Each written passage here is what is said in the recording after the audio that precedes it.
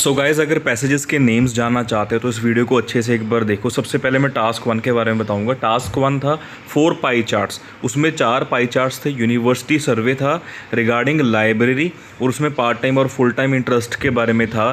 4 pie charts का आज task 1 आया था। टास्क 2 की बात करें, that was many customs and traditional ways of behaviour are no longer relevant to the modern life and not worth keeping. हालांकि to what extent do you agree और disagree था। बाकी आप अपना ओपिनियन ज़रूर दें, ठीक है जी।